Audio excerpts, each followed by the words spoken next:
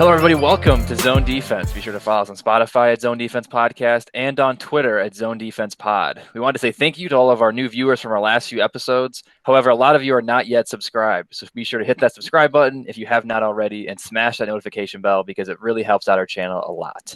Also, drop a comment down below and let us know what you think the best move of the offseason was so far. Today, we will be recapping the winners and losers of the opening days of free agency. How's it going, Roman?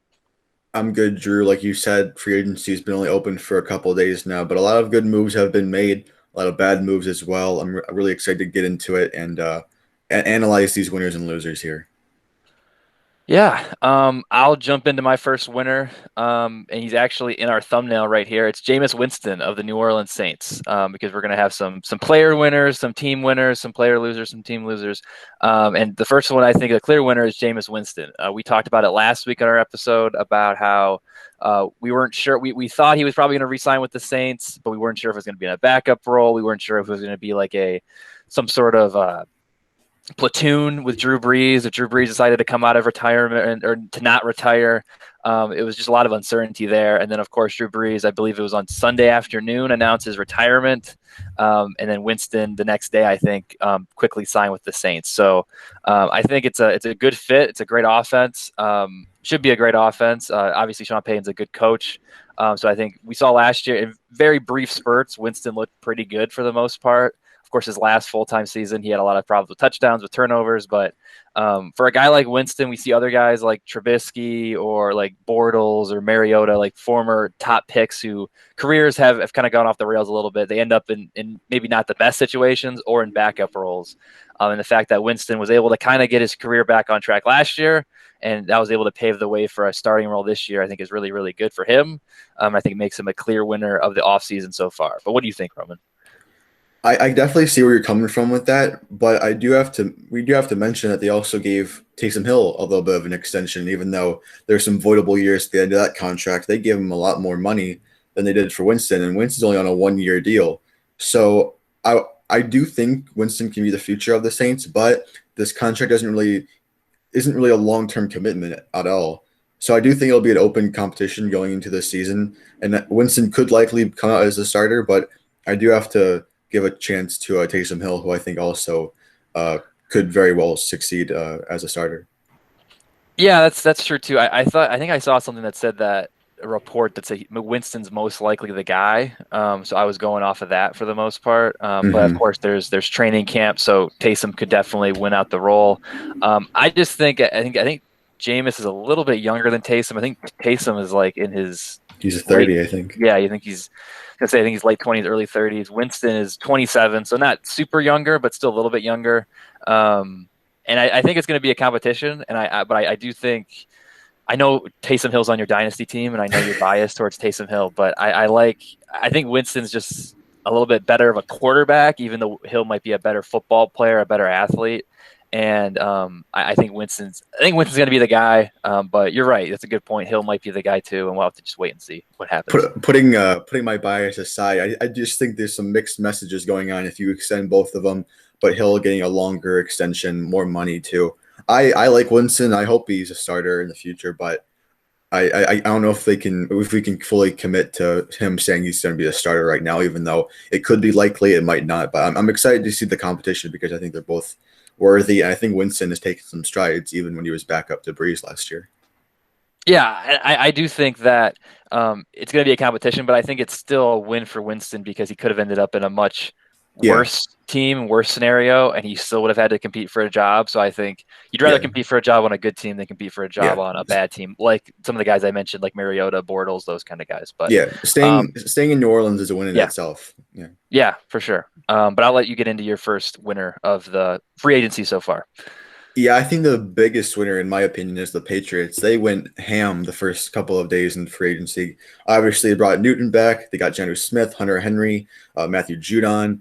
Not to mention they're bringing back their opt-outs for this upcoming season. So I think when you look at the Patriots as a whole, they definitely reloaded, not to mention the wide receivers, which I'll kind of touch on a little bit later. They got Patriots got Kendrick Bourne and Nelson Aguilar, both coming in as well. So I think that offense is rebuilt completely.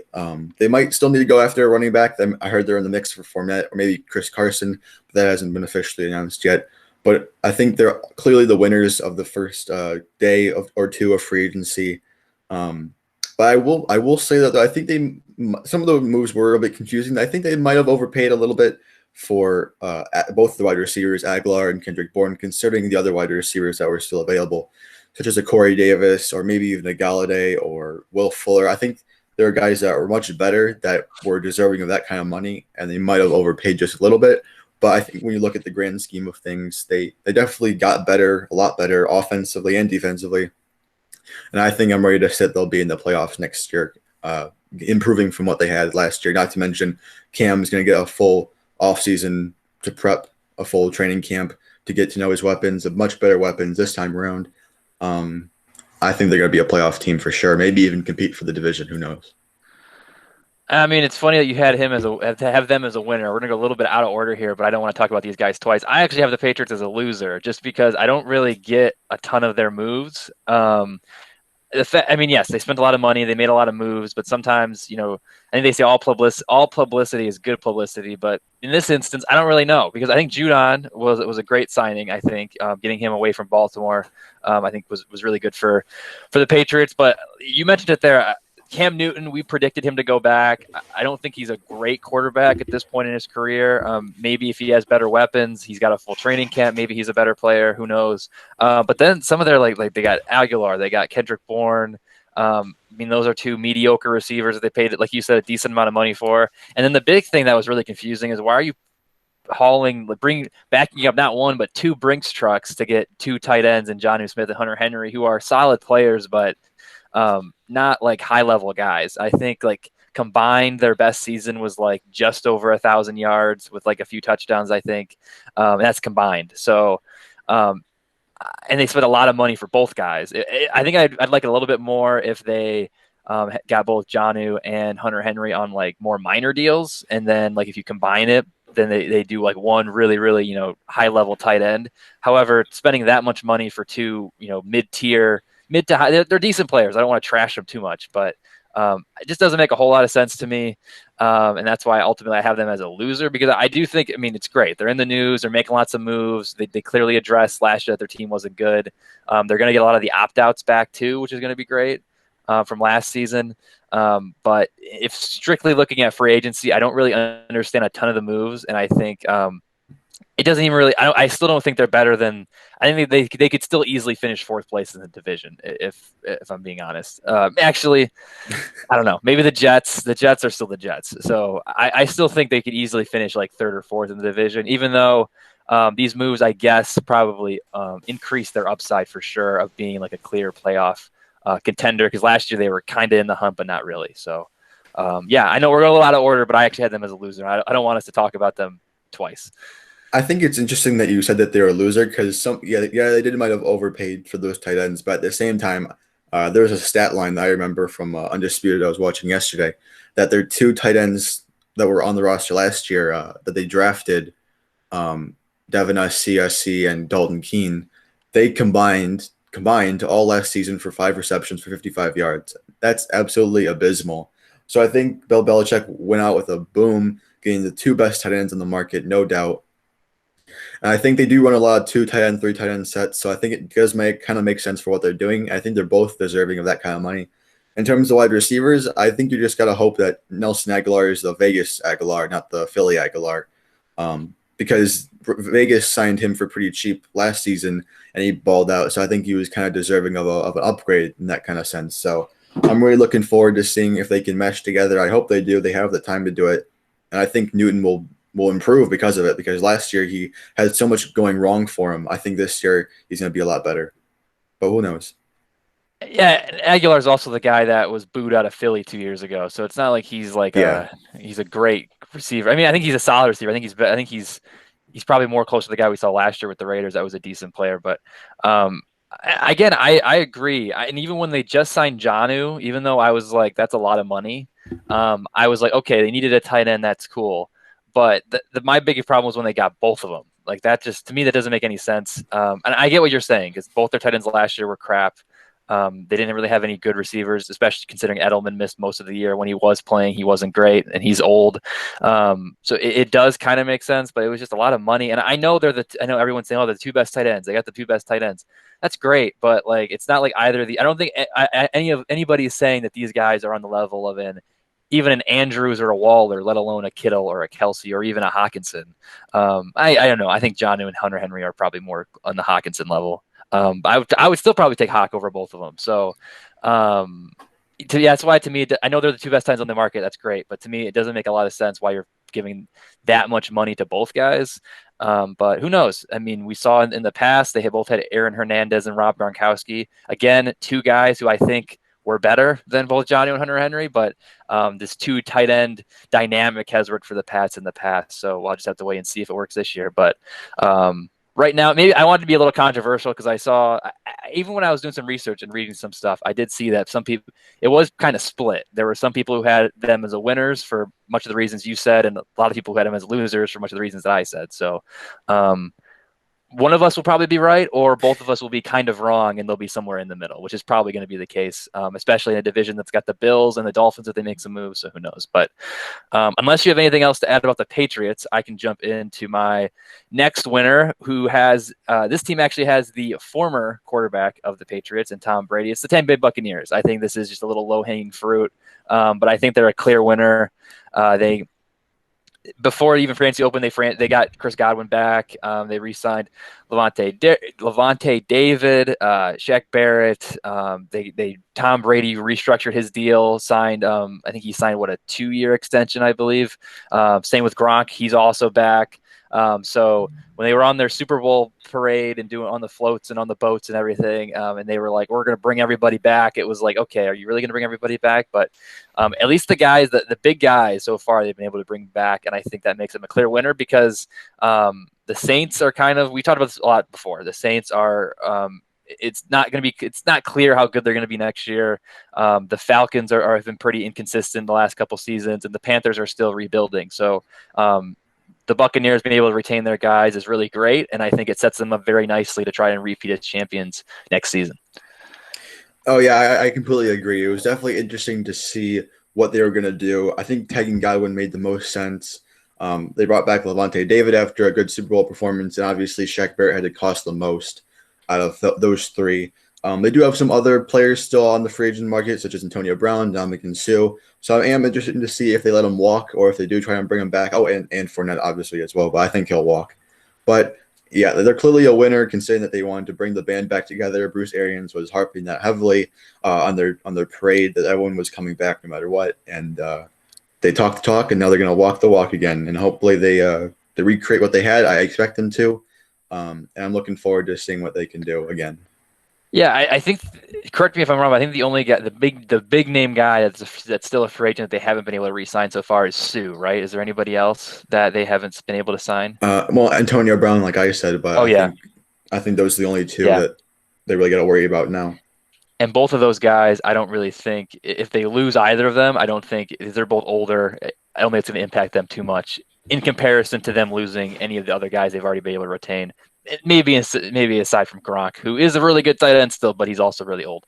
But yeah, so I don't think we get to go too deep into that. I thought they were, like I said, it was pretty easy pick there, but I think we had to talk about them because they're picking up right where they left off. I mean, they had a huge offseason last year, obviously resulted in a Super Bowl, and it's looking like they're trying to get things started too. I guess my only concern would be, actually, I don't even think it's a concern. I was going to say I'm concerned that maybe keeping the same team and not improving would hurt them next season. But look at last year. They didn't have any training camp. They didn't have anything. And they spent the first, 75% of the season getting to know each other, and then they won a Super Bowl. So who knows what will happen now that they have a full training camp together. But I'll let you get into your second winner here. Yeah, my second winner is more of a two-pronged winner. I'm going to mention two teams here that were very much in the same situation. I'm talking about the Jets and the Jaguars because obviously both teams come in with a lot of cap space. We knew that there would be a ton of cap casualties across the league, and we knew that those teams with the cap space would be able to pick up on that and sign the guys out the wazoo, and both of them did. Jags, they got wide receiver and Marvin Jones, who was a former Lion. They got a bunch of other players as well, offensively and defensively. They got Shaquem Griffin, also notably on defense, a cornerback from the Seahawks. I might be drawing a blank, but let me know if you remember any. But I think, and the Jets too, they got Corey Davis, obviously a big signing. They got Jared Davis, another former line who I think has potential under Saleh. They got Carl Lawson, formerly of the Bengals. They're picking up on all these guys who were cut, and I think they're going to thrive in that Jets system. Obviously, new culture under Robert Saleh. I think it's a good place to want to play now. I think there's obviously a new culture, and even in Jacksonville with Urban Meyer, who we've talked about already, has controversy, but I think they're building a nice system over there. Both, taking advantage of the opportunity of signing free agents. They've both went pretty hard so far in the first couple of days. I think they're both not done yet. I think they're going to keep going a little bit more with the space they have left. And I'm looking forward to seeing what they can do. Yeah, I love the Jets pick because they were my third winner. So now I got some backups, so we're good. But yeah, the Jets, I think for everything that you just said, I think it's good. It still remains to be seen what they do with Sam Darnold or if they take Zach Wilson. I know Justin Fields. I don't. It sounds like he was supposed to be the number 2 pick. Now it sounds like he's probably not going to be the number 2 pick. But I think they did a great job. It's the solid regime. It seems Joe Douglas was a good GM before, and I think that it's looking really good for Jets fans. It's been what made the AFC Championship game, I think, in 2011, and then ever since then, that was the Mark Sanchez era of Jets football, and ever since then, they've been pretty garbage. So it's great to see Jets fans, excited and looking forward to the future, and hopefully they're good, and the Jags too. Starting off the Urban Meyer, most likely Trevor Lawrence era on a good note, getting some good veteran receivers and Marvin Jones. I know there was that one rumor about DJ Chark maybe going to the Ravens, which I'm happy is not going to happen for the most part. I like DJ Chark, and if he does get traded to a different team, I think that'd be great. But we saw what the offense looked last year when he was like the guy, and they didn't really have anybody else. So now getting a guy like Marvin Jones, I think will take some of the pressure off of him. Same thing with getting the guy like LaVisca in another year. He'll be a little more mature, and then they bring Lawrence in, and I think they're going to be set up for a really, really good future too. So 2 teams, they got the 2 top picks in the draft, and they're making some noise in free agency. They're probably going to make some noise in the draft, obviously. Yeah, both teams. Like I said, I didn't have the Jags, but I did have the Jets, and I almost had the Jags for much of the same reasons because I think 2 long-suffering franchises that are making some good moves, and hopefully we'll have a better 2021 than a 2020, which is really not saying much, but still. Yeah, I just want to add 2 quick notes before we move on. For the Jaguars, I don't know if I said Shaquem or Shaquille, but it was Shaquille Griffin, the cornerback from Seattle. They gave him a 3-year deal up to $45 million. So they gave him a pretty sized contract. And then for the Chark trade, just to elaborate on that more, the first day of free agency, there was a rumor that DJ Chark was going to get traded to the Baltimore Ravens for Orlando Brown Jr. But obviously nothing has happened since then, and there's been no credible sources actually confirming that it's actually true. So it hasn't happened yet, and I don't think it will. But it was interesting because it was brought up pretty early on day 1 of free agency, and it just never happened. So as far as we know, DJ Chark will be a Jaguar, and I think the wide receiver core as a whole now is improved with Marvin Jones, and they even added Philip Dorsett a little bit as some depth. So I'm excited to see that put together with Trevor Lawrence, obviously. Yeah, like I said, both teams should be really set up well for the future now. So like I said, my third winner was the Jets. So a backup, an honorable mention guy that I had that I'll put in this place instead was Ryan Fitzpatrick. We talked about him last week. About how he was considering retirement, and then he wanted to start somewhere. There's a lot of uncertainty around him, but I think he gets into a really great situation with the Washington football team. He's got a clear path to starting, or at least doing more of a platoon than he did last year with the Dolphins. And I think they're a good team. I think they're probably a playoff team, if not a wild card, and they're definitely going to compete for the division with the Cowboys, I would say, even though they obviously have Dak back. So I think it's a really great spot for him. I think Washington, Alex Smith, God bless him, he played on one leg, but he did hinder them a little bit. And I think having a veteran quarterback with a great beard and 2 good legs will really help them out, especially with that defense, like I said before. So great spot for him. And I think the last week I had him going to the Broncos, I think, for much of the same reasons. So did I, yeah. Yeah, for much of the same reasons. because it would give him a path to start, a decent team, decent foundation. So I think he's going to succeed there, in possibly maybe the last season or two of his career. So good for him. Maybe he'll finally make the playoffs too, or start in a playoff game too. But yeah, I hope so. And congrats to Chris on that one. He was the only one who predicted Yeah, Fitzpatrick to Washington. It's a great fit. Obviously, I like your pick for a winner. 1 year, 10 mil. That's pretty much starter money right there. I think I don't know if it's guaranteed because they did give Heineke a good deal too. So I think they'll say that there's going to be competition, but ultimately I do think Fitzpatrick will be the starter, and I think that gives him the best chance to win, obviously. And if he can live up to, I guess, expectations, I guess it's kind of not always been a problem for him. But he's also had the dud games as well as the super good yeah, games. So I think he needs to be more consistent, and I think they can actually make the playoffs again. Give Dallas a run for their money, who I won't say is official winner, but an honorable mention for a winner is Dak Prescott, obviously, for getting paid as well after all yeah. that all those talks for the past year or so. I think he's an honorable mention winner. But Fitzpatrick, I do like the deal, and it's a great fit for him. And he's also on my dynasty team, so I'm looking forward to seeing what he can do. Yeah, he might only help you out for this season, but Right? he should Yeah. be good. And I think he, like you said, Heineke is there. They gave him a good contract, so there is going to be a little bit of competition. But I do think Fitzpatrick, I mean, Heineke had a great playoff game, and was good in what he came in like the second half of that one game. I think it was against Carolina, if I'm not mistaken. And he was decent that game. But I still think it's Fitzpatrick's job to lose if I had to put money on it. Me too. Um, and I think, like I said, I think Washington's a really good team. They made the playoffs last year, and I think they're not done making moves, and they're gonna make a few more moves. It will be interesting though if what they do in the draft, if they maybe bring in another quarterback, like a young guy. But I think Heineke's relatively young. I think, um, so be interesting to see though, for sure. But I'll let you get He's into he's 28, 28. So yeah, I thought he was on the older side, even though he's just kind of broke out in the scene. So a baby um, compared to Fitzpatrick, let's just say. yeah, for sure, for sure. And 28, you think 28 for most positions, it's really old. But then 28 for real life purposes, and also 28 for quarterback position is actually relatively young. So it'll be a competition, but I still think Fitzpatrick will get it. But I'll let you get in now to your final winner.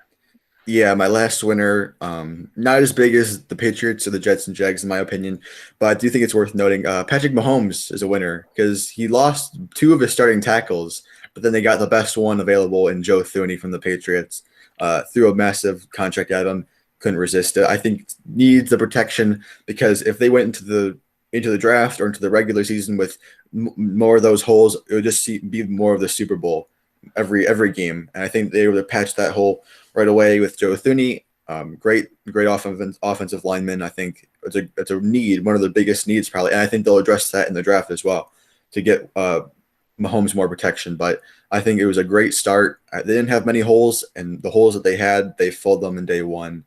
Um, and I think Joe Thuney was a great signing for Patrick Mahomes. He's a great winner. Yeah, my other honorable mention, along with Fitzpatrick, was the Chiefs, because I think getting a guy like Thuney will really help them out, in the long run. And actually, I mean, it's an underrated loss for the Pats too. That maybe Yeah, supports my loser case a little bit now that I think about it. But yeah, I 100% agree. I think a lot of people were worried that, hey, Mahomes, he lost his top two offensive linemen, but getting a guy like Thuney will really help him out for sure, as they look to, I almost said repeat as champions. They look to win two Super Bowls in 3 years, which I think they definitely have the talent to do that for sure. But I don't have a whole lot to add because you pretty much covered everything there.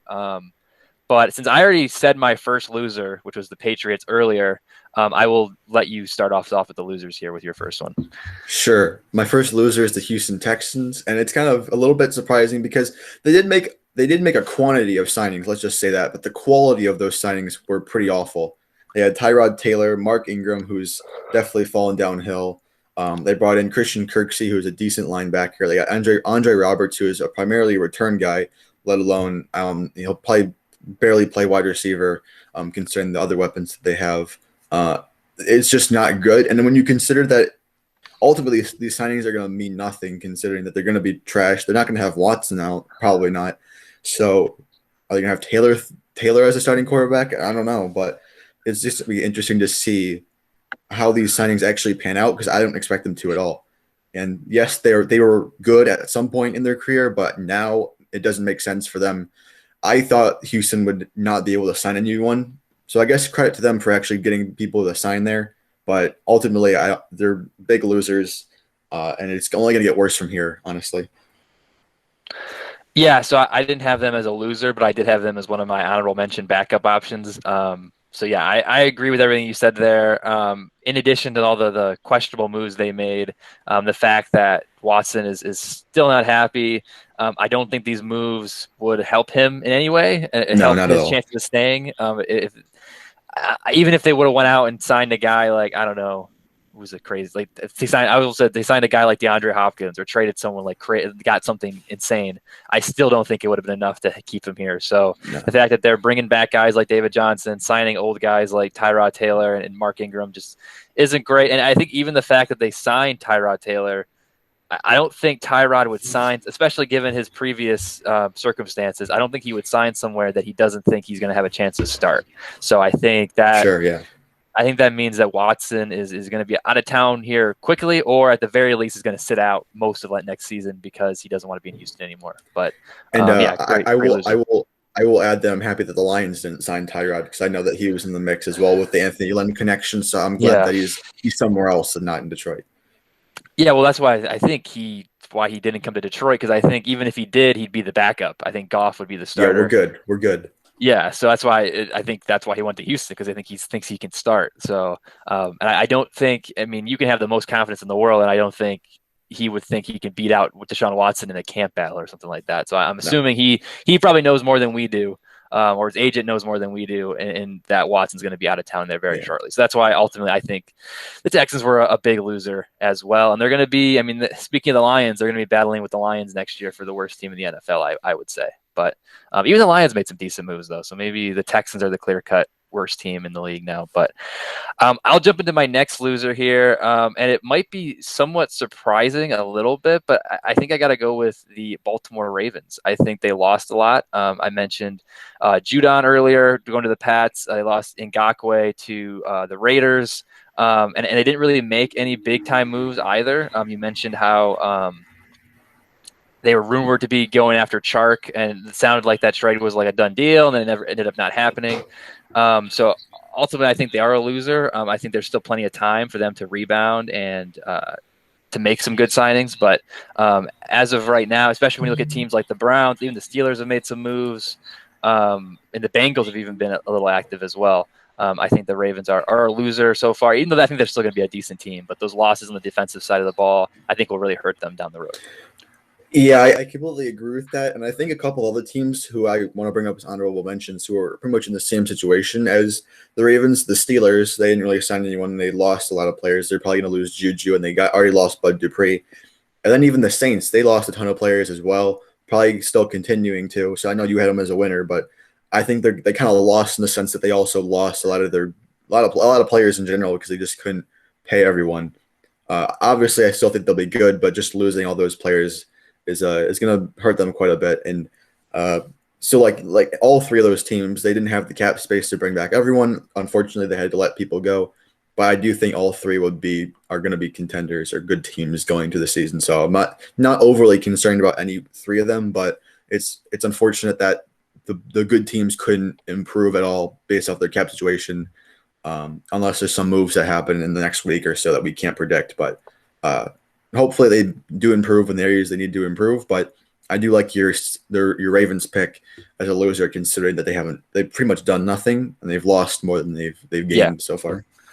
Yeah, and real quick, I didn't have the Saints as a winner. I had Jameis Winston particularly as a winner because Oh I yeah, do think true, true. I do agree with you saying that I think the Saints have lost some stuff, and they're probably going to lose a little bit more as well because of their cap situation. So we'll just have to wait and see there. But um, with the Ravens too, they still have Patrick Queen. So like you said, they're still going to be a decent defense and decent team. But we'll just have to wait and see, I guess. So I'll let you get into your next loser though. Yeah, it's funny because my biggest loser is by an addition, not a subtraction. The Oh wow. Chicago Bears signing Andy Dalton to a 1 year, $10-ish million deal that can jump up to 13 mil. with incentives. It's hilarious to me because I think I would prefer Trubisky over Andy Dalton, but I don't know. But they could have had him last year for cheaper, and then instead they tried to trade for Nick Foles and his massive contract. So they ate that up. It seems like the Bears are just losing everything they do in terms of the quarterback position. It's hilarious to me, and I look forward to seeing what they do. I do think they could bring back Trubisky. I really don't know though because I predicted it in our last episode. I don't think they're done making quarterback moves. They're either going to trade Foles or re-sign Trubisky or try and draft a quarterback. I don't think they're done making quarterback moves, but I think the fact that they paid for Andy Dalton, who was decent last year in the opportunities that he had, I don't know what's going to make of it, but I'm not threatened by it at all. Yeah, I mean, it was all over social media yesterday. It was like Bears fans thinking they're going to get Russell Wilson, and then they wake up and they realize they got Andy And, Dalton. and they tried making a run for Wilson. They just weren't going to trade him. Yeah, that was the report too, which unfortunately, similarly to how I think the Tyrod Taylor signing signals that Watson's going to get traded. I think the Andy Dalton signing that Andy Dalton going to the Bears signals that the Seahawks are not going to trade Wilson. That was a lot of words there. But yeah, I think for Bears fans, it sucks. I still think they're going to be a decent team. I mean, we saw Andy Dalton wasn't great last year, but he did kind of find his stride down the stretch, at least a little bit. The Cowboys were in kind of playoff contention a little bit. I don't think they're done because, like you said, they still have Nick Foles. So they might make a trade. They might draft a guy. I do. I mean, they got what, the 20th overall pick, so maybe Mac Jones is there. Who knows? Or maybe they just wait and try to get a guy in the later rounds Yeah. and see what he can do. Well, But and there's also rumors that they're going to trade Anthony Miller, so I don't know what they can get for him. And they could even be in worse trouble if the yeah, rumor is true that Allen Robinson won't sign his franchise tag and could hold out. So I think they could yeah, be in bigger trouble if they don't get that sorted. But uh, I don't think Andy Dalton what is the quarterback that Robinson wants to play with. So I would hold out maybe if I was him, but uh, they could be even bigger losers than they are now. But we'll see. yeah. And I think Wilson. Or excuse me, I think Robinson sitting out was almost like a hey Chicago, let's do this, let's get Wilson, or else I'm not going to play. And I think that might have been why they did like the full court press trying to get him. And then the fact that they missed out on him, like you said, I don't think it bodes well for Robinson going back to Chicago because even last year they had some issues. It seemed like internally. So just the way and see it. It sucks because I do like Allen Robinson. I am a fan of his. So him sitting out a year would not be great. And I think he's on your dynasty team too, right? If not to get Yep. Yep. not to get too much into fantasy here, but hopefully for both of us he does play. But I'll jump into my final loser here. I don't want to steal your final loser. There's two teams I kind of want to talk about. So I'll just talk about one of them, and then No, if you you can talk talk. about You can talk about both of them. Neither are mine or okay, team. I'll talk about both of them. So I had the Titans, and then my other honorable mention was the Seahawks for much of the same reasons as with the Ravens. The Titans, for the Titans at least, it's similar to the Ravens. It's just that they lost some guys. They lost Corey Davis. They lost Jonnu Smith. They didn't really add anybody either. They were in the J.J. Watt sweepstakes. They're most likely going to lose Jadeveon Clowney as well. They got Bud Dupree, who's pretty Oh yeah, solid that's though. true. But That's true. I forgot about that. Offensively, though, I think they lost a yeah, lot. In addition to losing Arthur Smith as their OC, so it's going to be interesting to see there for the Titans. I think the AFC South is pretty much up for grabs. I mean, you mentioned the Jaguars as a winner. I think it would. A lot of things would have to go right for them, but they could definitely find themselves winning the division. And same thing with the Colts. Obviously, they're really I know it might be surprising, but it's not like the Colts or the Titans are juggernauts by any means. I still think they're the favorites for sure. But the Titans have some holes. The Colts, what happens with Wentz? Is he going to be good? Who knows with that? So AFC South is very wide open, and the Titans, I think they didn't really. Yeah, they got Dupree. They lost a lot offensively. Defensively, they still weren't a great defense last year, and even though Clowney might be a little bit overrated. But most likely losing him is going to suck as well. So that's why ultimately I had them as a loser. And then I also said the Seahawks for pretty much the same reasons as the Texans. They didn't really do anything. All this talk about how they got to get guys, they got to help. They got to get Wilson to stay. They got to improve the offensive line. And we see guys like Corey Linsley, like Thuney, as we mentioned, go off the board. Um, Kevin Zeitler, and they just don't. They didn't get any of them. So unless they're trying to trade for somebody, it does not look good when the whole dominant storyline for the last 2 months has been how Wilson's unhappy with the offensive line, and then they do nothing to get any offensive line help.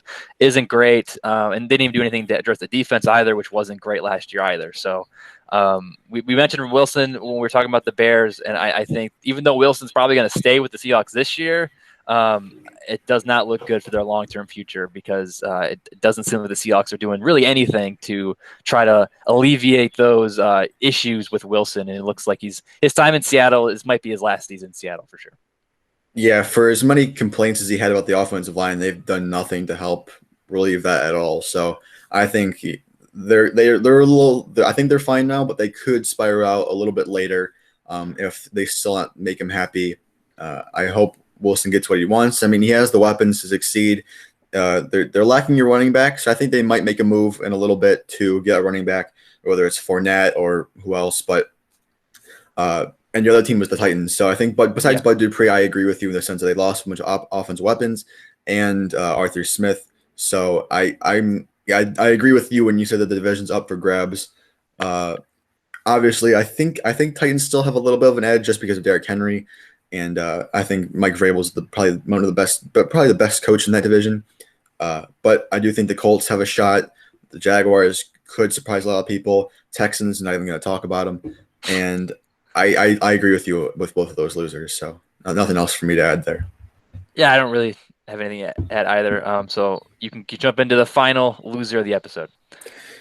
Yeah, so my final losers are actually the wide receivers of this free agency class because obviously the major wide receivers, Galladay, Will Fuller, Juju, they haven't been signed yet, and I think that's because a lot of those are in Curtis Samuel as well and others if I might be forgetting, but it's primarily because the wide receivers that have been signed, as we talked about with Aguilar and Kendrick Bourne, they were overpaid, and now the free agent wide receivers that are still available are gonna ask for more money, and I don't think the teams are willing to give it up. So, and I've seen reports that it's been a stressful process for those free agent wide receivers who are looking for deals, but the teams aren't willing to pay up. But some team is bound to pay up for them. I think Galladay will find a home soon. Curtis Samuel, others, Juju as well. That's like the only position that hasn't been as active besides running back, I would say, so far in the first couple of days. It's been predominantly defensively and a little bit of quarterback and O-line, but I think the wide receivers are losers in the sense that they have to wait a little longer. They might not get the deals they hope for, and partially because of those guys like Aguilar who got overpaid, and now the league is looking at that and saying, okay, if he got this, I deserve more, and not every team is willing to give up that amount. So I think it's interesting to see where the final contracts will lay out in terms of when they're actually signed and done. But I think right now the losers are the wide receivers who haven't been signed because they're not looking, or they might not get the deals they hoped for originally based off what's already been happening so far, if that makes sense. Yeah, it does, and I think we've seen previous years how running backs, people don't want to overpay for running backs because it's a passing league now, and unfortunately, I think we might be starting to see the same thing with receivers, even though it is a passing league. But the fact that we see more young rookie receivers coming to the league now that are on cheap deals, I think we might be starting to see that happening as well, where teams look at a expense. Even the Lions. I mean, I know they're not in a position to win right now, but they look at a guy like Galladay who they'd pay a ton of money for. And they're kind of like, yeah, I think we might just go a different direction, a younger direction, a cheaper direction, and then get a good quarterback and see where we go from there. And I think a lot of teams are thinking like that, where they'd rather build their receiving core through the draft rather than overpay for. And I think Galladay's a good player, but I think he's definitely a lower end wide receiver one. Same thing with Juju. I think he's even a little bit farther. I think he's more maybe a high end wide receiver two, low end wide receiver one. So I think these guys are expecting like the huge monster deals that like the top guys get. But I think, like you said, I think they're going to be really disappointed because I don't think that those deals are on the table unless like you're paying like with the running backs, unless it's like a really, really good high level running back. I think we might unfortunately be seeing the same thing happen with the receivers where the high guys get paid a ton, but then if you're more in that mid, low high end tier or like the middle tier, I don't think you're going to get the deal you want, which is unfortunate. But they're still playing football for a living. They're still going to make millions of dollars, so I don't feel too bad for them. But it definitely sucks for sure. Yep. Okay. Do you have anything? Do you have anything else you want to add? Any honorable mentions? I think we kind of sprinkled our honorable mentions in there throughout. But was there any other team or anything you wanted to say before we close out the episode? I think the Lions might be winners since they cut all those players that they did. I think that's worthy of mentioning. But besides that, I got nothing. Yeah, I mean, I did say they did make some decent moves. They got Michael Brockers in here. They re-signed Okora, which I think last week we talked about we didn't think was going to happen. So that's nice. And they're going to be bad, but at least they're going to be, I guess, watchable. And like you said, they were able to get some of those salary cap dumps off the books. And they got Jamal Williams too, which I know Chris was not happy about, but really I don't think it's that big of a, I don't think it's that bad of a trade. The So signing, you mean? yeah, signing. Yeah. Excuse me.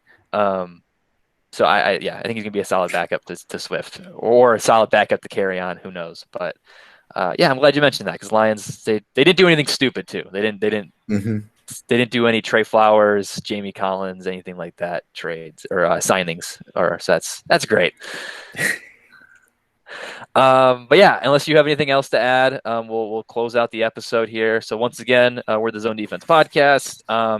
In addition to this, we'll have plenty of more off-season content. Next week, we'll probably be back. We might do some sort of fun episode along with talking about if guys like there's still some good guys out there like Chris Carson, Leonard Fournette. We mentioned there Galladay, Juju. There's still some guys out on the market. So if those guys sign, we'll be back again next week to talk about those. And then after that, we'll just keep rattling off episode after episode with the NFL draft coverage. If anything new free agency or trade stuff happens, and then summer's right around the corner too. So we'll start talking about our NFL, both regular season playoff previews for real life, and then also our fantasy previews too, going by positions, doing mock drafts. So I'm really looking forward to that. And then Chris and I we took a week off last week because of the All-Star break, but we'll be back again hopefully this weekend for a new Zone Defense Basketball Hour. So as you can see, we got a ton of new content coming out. So make sure you subscribe to us on YouTube, follow us on Spotify and Twitter at Zone Defense Pod, and search us on Apple Podcasts. Smash that like button, drop a comment down below. Like I said at the top of the show, let us know your winners and losers of the opening days of free agency. And also let us know what you think about our takes, if you agree with them, if you disagree. We love reading those and responding to all of them as quickly as we can. But thank you for listening to this episode, and we'll see you next time. Happy St. Patrick's Day, everyone, by the way. Oh, yeah, happy St. Patrick's Day. This episode will be out a couple days after happy St. Patrick's Day. But Yeah, happy right, St. Patrick's Day. right. Happy St. Patrick's Day, and thank you for listening. Peace.